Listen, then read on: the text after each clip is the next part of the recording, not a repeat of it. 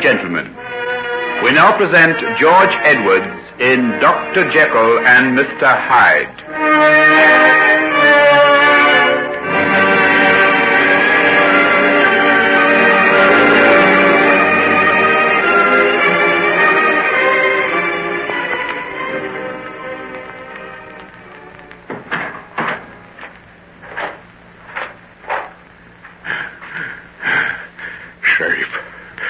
Safe. Nobody saw me. Now for the change. The transformation into Henry Jekyll, and so goodbye to Hyde for all time, yes. Yes, that's certain. This evening's work makes him impossible. Hyde is now a murderer. The gallows wait for him. The gallows. What was it that old woman said so long ago? Oh, what does it matter? She was wrong. She never dreamt of such an alibi as mine. In another few minutes, I'll be the quiet, scholarly doctor, trimming the midnight lamp in his study, and Edward Hyde will have passed away like the stain of breath upon a mirror. And here's the draught. The last I'll ever drink.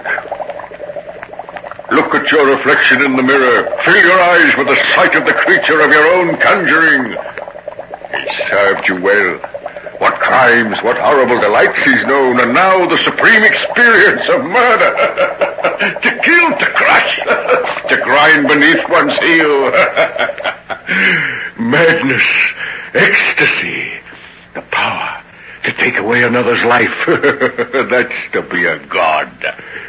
Edward Hyde, I pledge you, the only creature who has ever walked this earth and been pure, unalloyed evil. And now,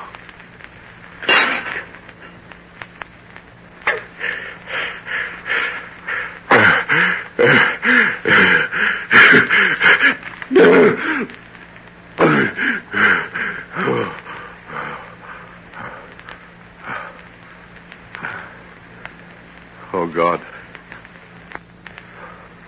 Oh God, have pity on me. What have I done? What have I done?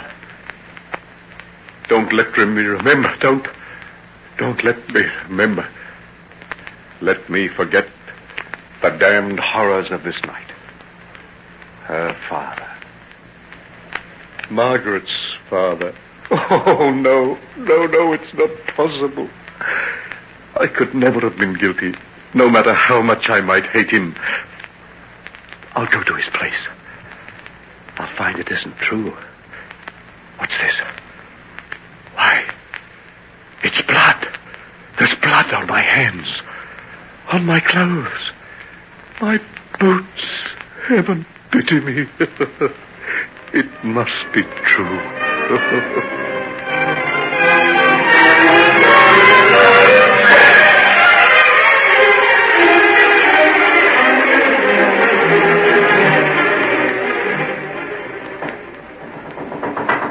Who's there?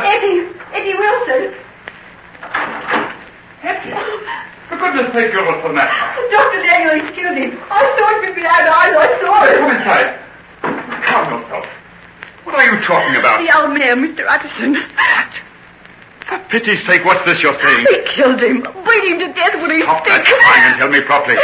You don't know what you're saying. I do. He shut him in the room. I was upstairs and I heard it all. He killed him, I tell you. He's there lying in the house now. Heavens. I fainted. When I come round, there was no one there but myself and the old man lying where he left him. But who did it? Who? Oh, Hyde, of course. Hyde. Then he came back. He came back this evening while the old man was talking to me. As soon as he saw him, I think he made up his mind to kill him. I saw the look on his face. Come along. He mightn't be dead. Oh, yes, he is. I can tell you that. Then he must get the police. The police? Oh, Lord, I forgot about you. Well, I guess it's all up with me. Well, I won't put you away if I can help it. It's all up with both of us, Hettie. And Henry, too. Everything is going to come out now. What'll that mean to you? Quite a bit of bother, I suppose. Oh, well, never mind about that now. Compared to what's happened tonight, that seems nothing. Oh, but it is. It might be the end of you and Henry, mightn't it? The end of quite a few things, I'm afraid. But if I don't tell, they'll never know. Hettie, my dear, by the time the police have finished questioning us, there'll be nothing that they don't know.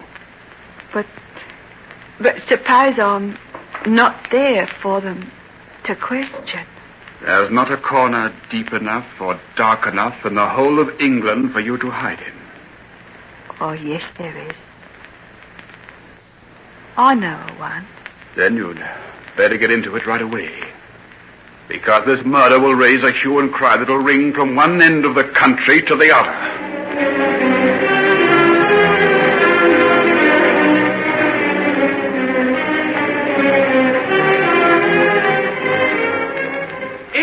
Standard, all about the city murder. Mr. Hudson found dead in Austin Sewer. Murder, all about the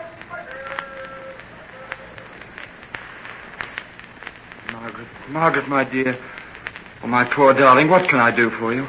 Find me the fiend who killed him. He'll be found, never fear. The police have got a perfect description of him. Yes, but where is he? No one has seen him since he disappeared out of the house. He'll never get away. There's not a train or boat in England that isn't being watched, and the whole country's being combed for him. He can't hide himself for long. He's too hideous, too unmistakable. John, I can't believe it's true. Why should he want to do it? Daddy hadn't even seen him. He went down to that house to try and get him to sell it to someone. What made him do it? Hush, darling. Don't think of those things. I can't stop thinking.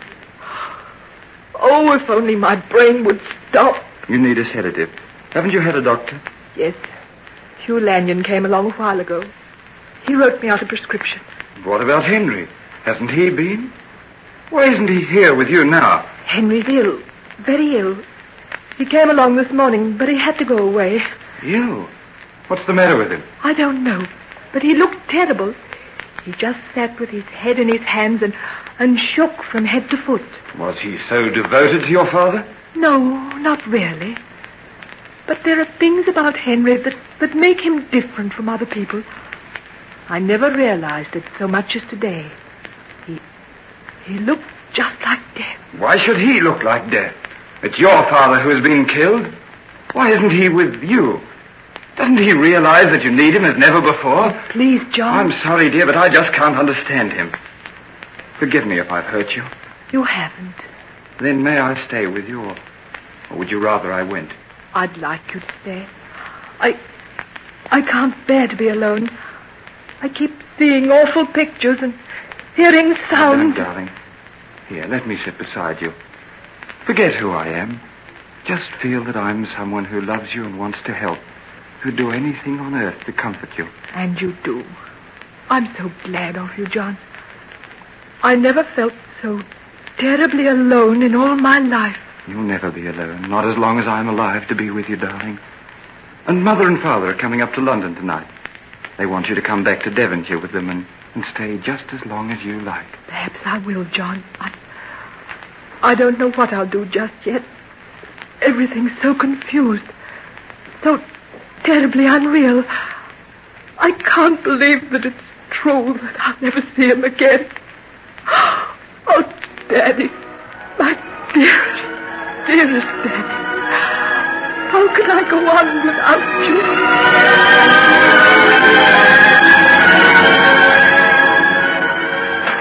Henry, Good Lord, Henry, what's the matter with you? I'm feeling rather under the weather. Come in. I should say you do. You look as though you want to be in bed. This dreadful business has shocked me terribly. Terribly. Shocked me terribly. I should rather say it has. Apart from everything else, do you realize that our share in Hettie's evasion of the police is bound to come out? Yes, I've thought of that. In the past few hours, I've thought of everything. And I can honestly say that hell need have no fears for me after this. I say, that's going a bit to extremes. Hettie swears she'll tell them nothing. She's a good little thing, you know. Despite all she says, I believe she's really fond of you. Oh, please don't. My whole life has been passing in front of my eyes while I've been sitting here. And the part concerned with Hettie is one of the things I've found hardest to look at. Well, we're both of us in danger of getting into a pretty mess. She's the only one who can help us to keep out of it. If she stays quiet, no one on earth's going to suspect that we've ever had anything to do with her. I wish as much could be said about your association with Hyde. Don't have any fears about Hyde. He'll never be seen again, that I can promise you. Henry, you're not mad enough to be hiding him. Hugh, I swear to God I never set eyes on him again. I give you my word of honor that I've done with him. It's all at an end. Can you get rid of him so easily? I told you once before it was in my power to dismiss him at any time I liked. I assure you I've done so. Look, there's one thing I've always wanted to ask you. Don't think I'm poking my nose into your private affairs. No, go ahead. About that will you made, leaving your money to Hyde in case of your death or disappearance. Well, what about it? It was Hyde who dictated those terms, particularly the disappearance clause, wasn't it? Yes, it was. I knew it. He meant to murder you, Henry. You've had a lucky escape, if you ask me, though it took poor Utterson's death to do it. I've had more than that. I've had a lesson. Oh, what a lesson I've had. Look here, you want a pretty stiff pick-me-up. What drug have you got in these cupboards of yours? Better let me fix you up something. Thank heavens, what's that? Dr. Jekyll. Dr. Jekyll. Yes, what's the matter, Poole? There's 2 men from the police here waiting to see you, sir. The police? Yes, what shall I tell them, sir? Where are they? They're here with me now. Well, what do you want?